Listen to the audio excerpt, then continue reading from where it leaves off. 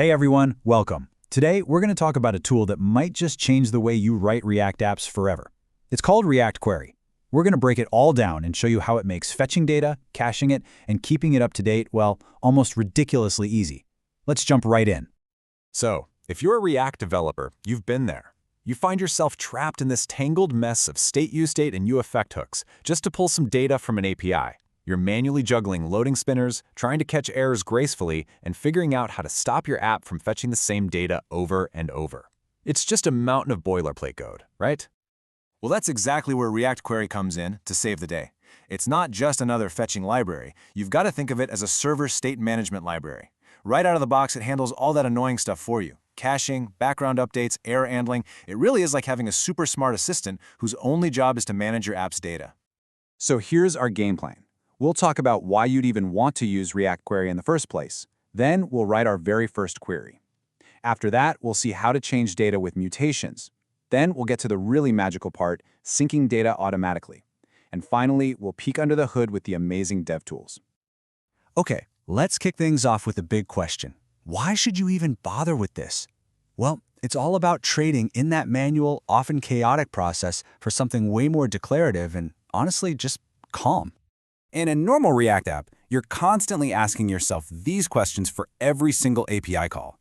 Is it loading yet? Did it break? Should I show an error? Do I already have this data? Is my data out of date? React Query was built from the ground up to answer all of those questions for you.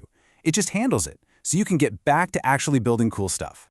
And you'd think something this powerful would be complicated to set up, right? Not at all. It's literally 3 steps. You install the package, you create a new instance of this thing called the query client, and then you just wrap your main app component with the query client provider. Boom, you're done.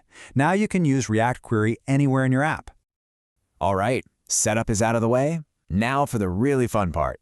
That first aha moment.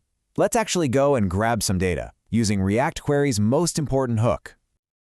And the absolute star of the show for fetching data is the useQuery hook. This is going to be your best friend for pretty much any time you need to read information from a server. Now, useQuery is incredibly simple at its core. It just needs 2 things from you. First, a query key. This is basically a unique name or ID for your data, and it's always an array. I can't stress this enough. This key is everything. React Query uses it to manage caching and updates behind the scenes. And the second thing it needs is a fetch function, which is just any async function that promises to return your data. That's it. But here's where it gets really good. useQuery doesn't just hand you back your data. It also gives you all these other incredibly useful pieces of state. You get a simple Boolean, isLoading, that tells you if the request is still happening, so you can show a loading spinner without writing a single use state for it. How cool is that? Okay, so fetching data is a breeze. But what about when we need to change that data? Create something new, update it, or delete it. That's where mutations come into play. Now, don't let the word mutation scare you. In the world of React Query, it's just a fancy term for any action that modifies data on your server. So if you're submitting a form to create a new blog post, that's a mutation. And just like we have useQuery for reading, we have its perfect partner, useMutation, for writing.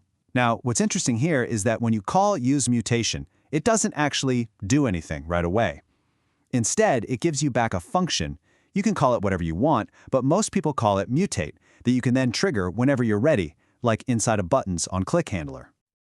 The useMutation hook also comes packed with these awesome callbacks. OnSuccess is a function that will run automatically, but only if your server says, yep, everything went great. And onError is there to catch any problems.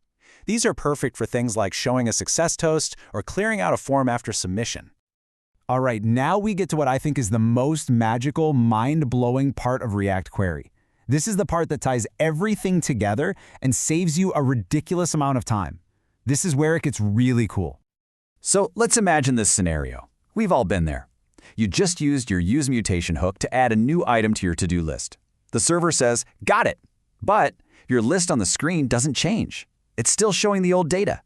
The user has to literally refresh the whole page to see the thing they just added. That's a pretty bad user experience. So what's the fix? How do we tell our useQuery that's displaying the list, hey, the data you have is old news. You need to go get the fresh stuff? The solution is just beautiful. It's one single line of code. Inside the onSuccess callback of your mutation, you just tell the query client to invalidate any queries that match the key you give it. In this case, our to-dos list, which has the key /todos. And this one line kicks off this perfect little domino effect. Your mutation succeeds. Immediately, React query marks the todos query as stale. As soon as it sees that, it automatically triggers a refetch in the background. New data flows in, and poof, your UI updates instantly, all without you lifting a finger. It just works. And as if all that wasn't enough, React Query comes with one more killer feature, an incredible set of developer tools that basically give you X-ray vision into your app's data. You just install a small extra package, add one component to your app, and suddenly you have this powerful little debug panel floating in the corner.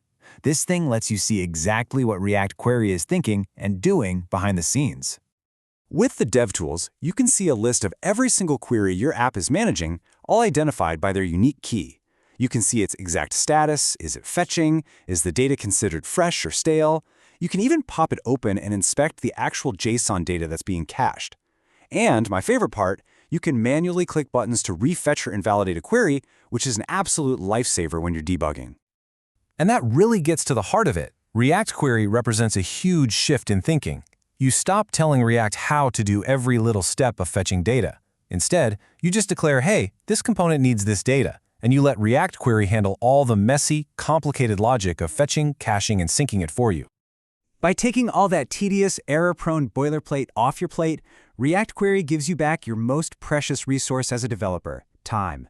Time you can now spend on building awesome features and creating a truly great user experience. So the real question is, what are you going to build with it?